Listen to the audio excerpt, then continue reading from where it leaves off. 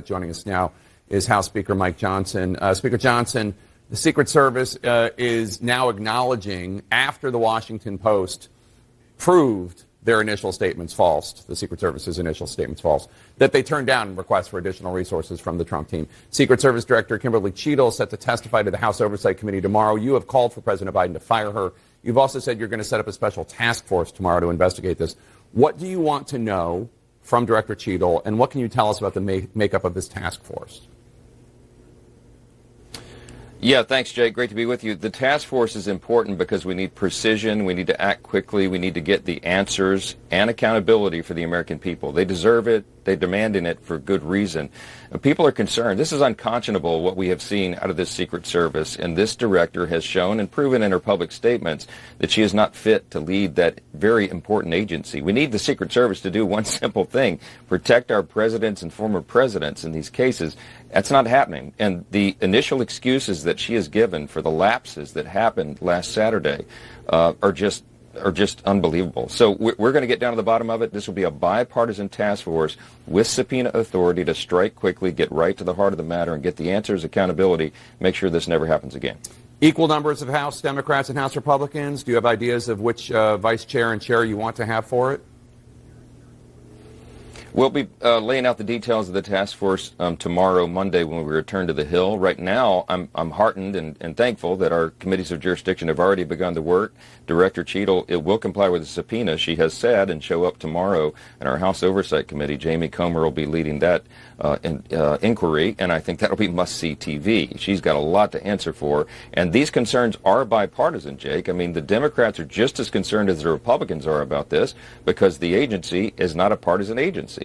The fact that they have denied and now had to admit, been forced to admit, as you noted, to deny that they didn't give additional resources at the request of the Trump campaign is something that, to us, is just beyond the pale. So the U.S. Secret Service has faced problems for years. In 2015, the Republican-run House Oversight Committee issued a scathing report, and one of their conclusions was that agents and the agency were stretched too thin. The former chairman of that committee, Jason Chaffetz, said this week that he was disturbed that the U.S. Secret Service seems once again to have too few resources to do the job. And he said he doesn't think any of the recommendations he put forward in 2015 were implemented. Now, I'm not absolving the U.S. Secret Service of responsibility or accountability, but does Congress need to provide the Secret Service with the resources that Congressman Chaffetz was talking about they needed almost 10 years ago? Well, we have added additional resources, even in the most recent appropriations, to the Department of Homeland Security, but the buck stops there. Secretary Mayorkas is in charge of that agency. If he needed to allocate more resources to the Secret Service, then that should have been done. I had him on the phone last Saturday, several hours after the failed assassination attempt on Donald Trump, and I asked him some very basic questions. Mayorkas at that time did not even know whether drones were used for security. I mean, some very basic things. I won't get into the details of it much this morning, but much of that will come out in the coming days. The point is that they have not managed the agency well. And the reason I called on President Biden to fire Director Cheadle is because the buck ultimately stops in the Oval Office. I mean, this is an executive branch agency, and they've got to take care of business over there. They haven't been doing that. A number of members of the Republican conference have been attacking the Secret Service on gender reasons, blaming the, quote, woke DEI policies for the hiring not just of a female director, but of female Secret Service agents. The Secret Service has called these attacks disparaging and disgusting, saying, quote, it's an insult to the women of our agency to imply that they are unqualified based on gender. I should note some of the loudest defenders of the female Secret Service agents are the members of the Trump family and even the Trump campaign, not defending Cheadle, but defending the women Secret Service agents. What do you make of your Republican members attacking the Secret Service this way? I think the response that you've seen was to a video that has been circulated and widely circulated on the internet and elsewhere, where Director Cheadle said her top priority would be to diversify the workforce in Secret Service. No, ma'am, that is not your top priority. We want the most capable officers, regardless of gender.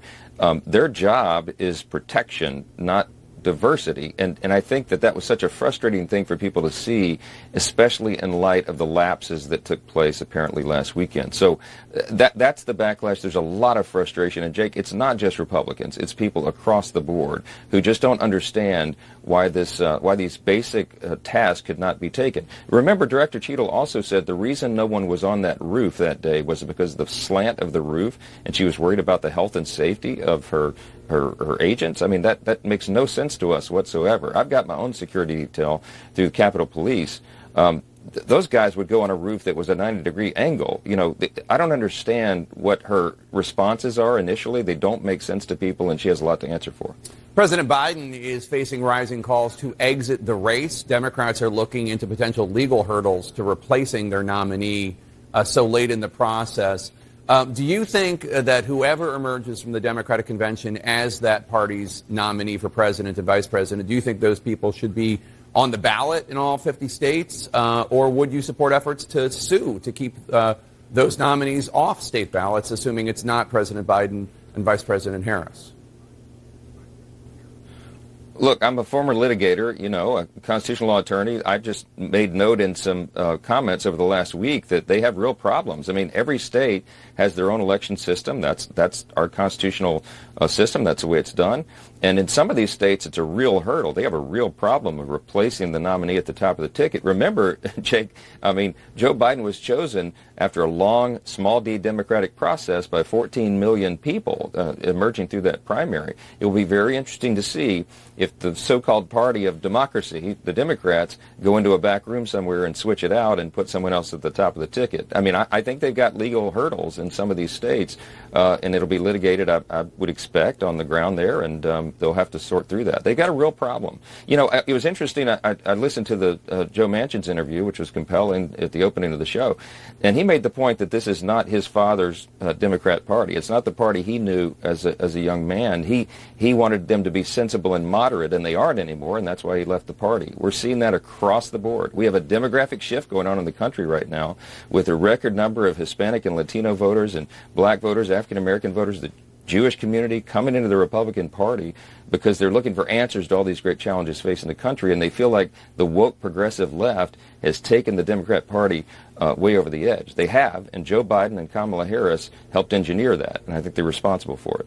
When some states, Colorado, Maine, tried to disqualify Trump from the ballot last year, you said that every American citizen registered to vote should not be denied the right to support our former president. Could it not be argued that every American voter also has a right to vote for whomever the Democrats nominate?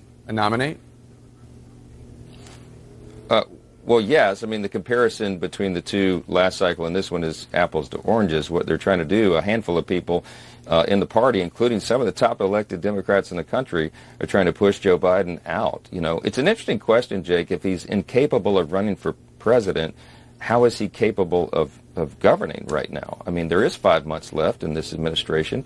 It's a real concern, and it's a danger to the country because on the world stage, our adversaries see exactly what all of us see, and that's a problem. We're projecting weakness on the world stage, and that's why our adversaries are acting so provocatively. This is of great concern to all the American people. You've had interactions with the president privately. Has he seemed cognitively impaired?